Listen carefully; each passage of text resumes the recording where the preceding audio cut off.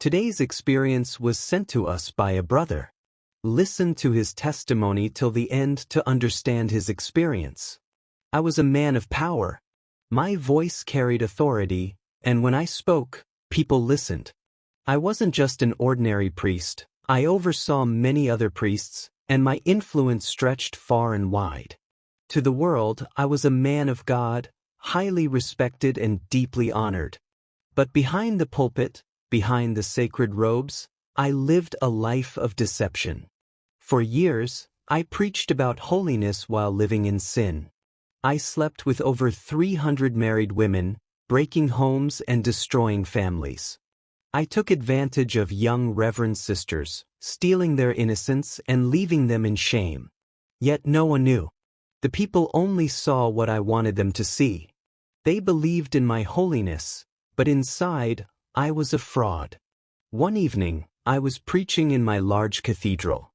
The church was packed. My voice rang out as I spoke of heaven and hell, of righteousness and judgment. But then, something happened. My body froze. My chest tightened. My vision blurred. Then, everything went dark. Darkness faded. My consciousness stirred, but I knew I was no longer in my church. The air was different. It was thick with power, heavy with a presence that made my soul tremble. I stood in an expanse of pure, radiant light, a brightness not of this world. It wasn't the kind of light that blinded, yet it reached deep into my being, exposing everything within me. It knew me. It saw me. Then I saw him, Jesus Christ. He stood before me, clothed in a glory beyond words.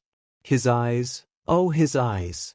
They were filled with undescribable light, yet filled with deep sorrow. They pierced through me, seeing everything I had ever been.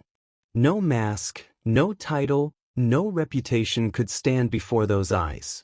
My heart pounded in terror. I wanted to fall, to hide, but there was nowhere to go. Without a word, a massive screen appeared before us. It was vast, stretching beyond the limits of my sight.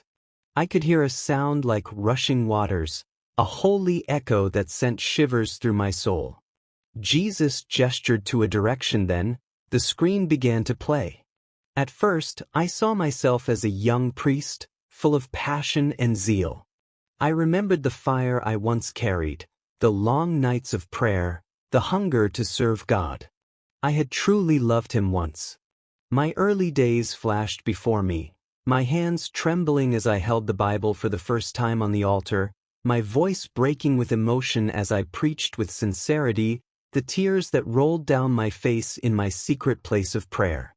But then the images changed. It began with Maria.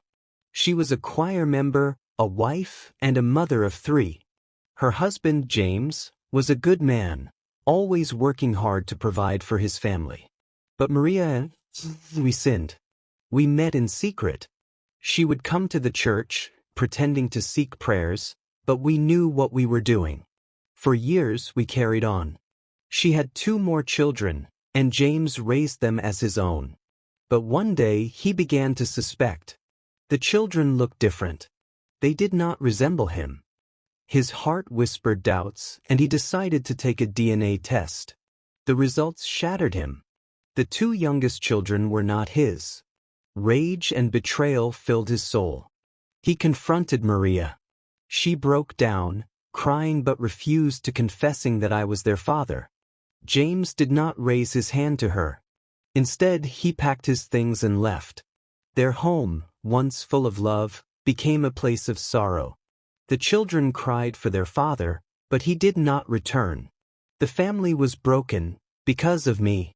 Then there was Ruth. Her husband, Daniel, was a man of faith, but he was not blind. He saw the changes in his wife, her late nights, her distant heart, her secret phone calls. He began to suspect. One evening he followed her. She came to the church, and he watched from the shadows as she entered my office. What he saw broke him. He did not attack me. He did not scream. He simply walked away. The next day he confronted Ruth. She denied it at first, But when he told her what he had seen, she fell silent. She did not explain. She only wept. Their marriage could not survive the betrayal. Daniel left, taking their children with him. Another home, broken because of me. Now, before Jesus, I saw it all. The tears of the husbands. The confusion of the children. The pain I caused. I had stood in the pulpit, preaching holiness, while my own hands were unclean. I had prayed for families while destroying them in secret. Jesus did not speak.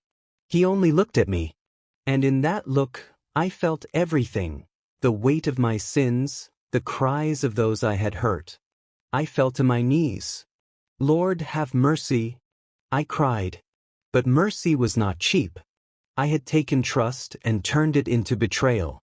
I had taken homes and turned them into ruins. Now, I could only watch as my sins were laid bare before the one who knew all things. Then I saw more. From one woman turned into 10. 10 turned into 50. 50 became hundreds. A flood of faces filled the screen.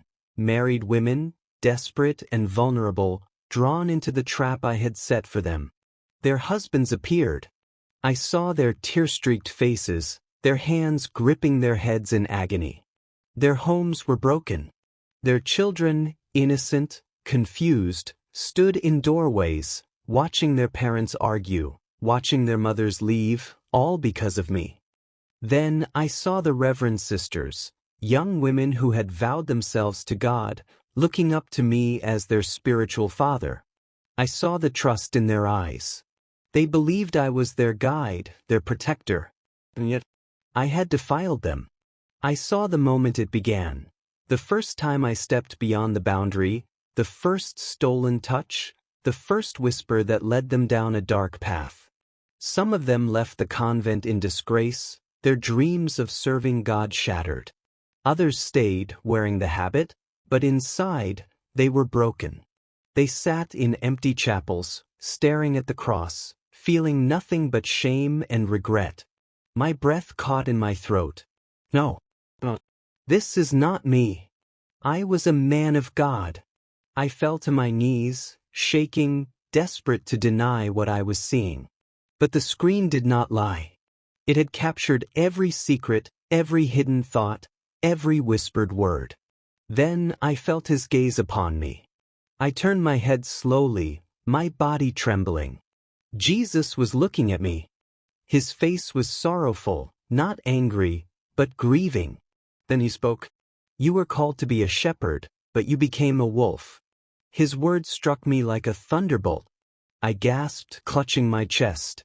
It felt as if my soul was being torn apart, as if every lie I had ever told, every excuse I had ever made, was crumbling before his presence. I tried to speak, to explain, to justify, but my lips refused to move. What could I say? The truth stood before me, undeniable, unshakable. I had betrayed my calling.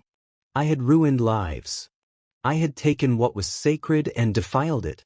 And now I was standing before the one who knew everything.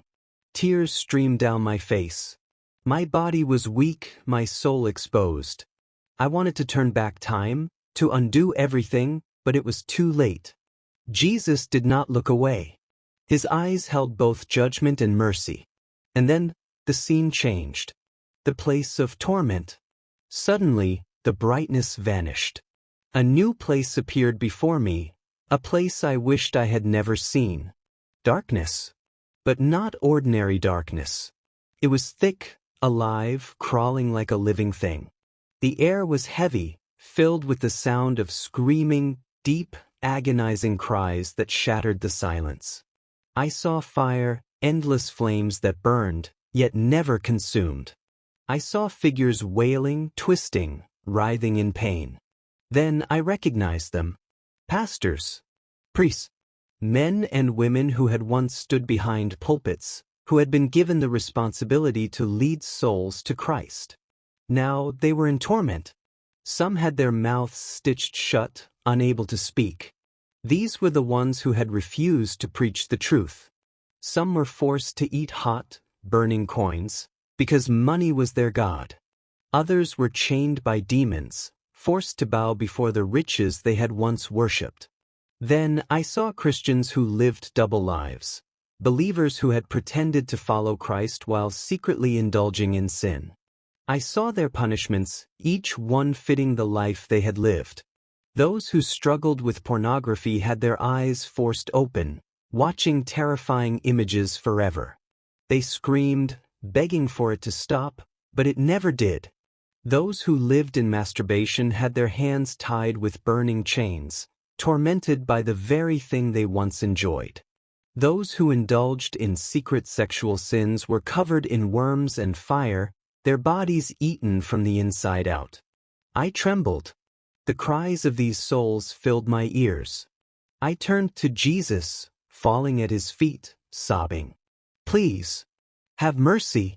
Stop this. Please, Lord, give them another chance." His voice was sorrowful but firm. "This is not my will. I never wanted any soul to end up here. But men chose their path." Then, everything went dark again. Suddenly, I was back. I gasped for air. My chest heaved. I was lying on the floor of my office. Elders from my church were praying over me. Tears poured from my eyes. I had seen the truth. I stood before my congregation and confessed everything. The hidden sins must go. Jesus is coming soon. No title, no wealth, no reputation will save you. Some people listened. Some mocked me. But I no longer cared. I had seen eternity. And nothing on earth was worth losing my soul. Dear reader, this is not just my story. This is a warning to you. Nothing is hidden from God. Repent now, before it is too late.